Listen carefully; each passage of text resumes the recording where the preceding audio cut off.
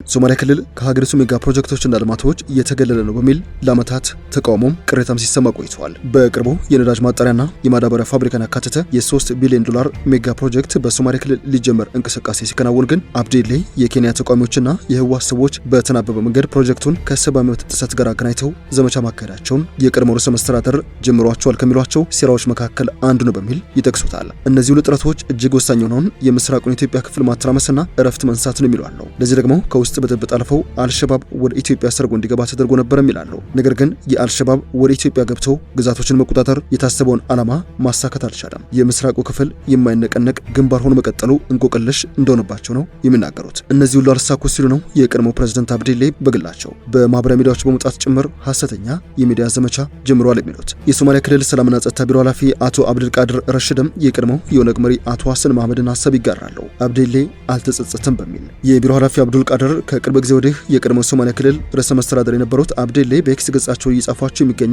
አነጋጋሪ ሆኑ ጉዳዮችን ተከትለው በስልጣን ዘመናቸው ፈጽመዋል ያላቸውን መጠነ ሰፊ የሰብአዊ መብት ጥሰቶች እንደዚሁም የጭፍጨፋ ወንጀሎች ከዚህ ባለፈ ደግሞ ከሰሞኑ ከስህተታቸው ሳይታረሙ እያከናወናቸው የሚገኙ ሴራዎችን በተመለከተ ተከታዮቹን ጽሑፍ አጋርተዋል። አብዱልቃድር ረሺድ ግድግዳዎች ላይ የፈሰሰው የንጹሃን ደም በሚል አርዕስት ነው ሀሳባቸውን ያሰፈሩት። የማህበራዊ ሚዲያ አንዱና ትልቁ አስገራሚ ገጽታ የትላንት ታሪክን በአቋራጭ ለማስረሳትና አዲስ ማንነትን ለመገንባት የሚሰጠው እድል ነው ይላሉ።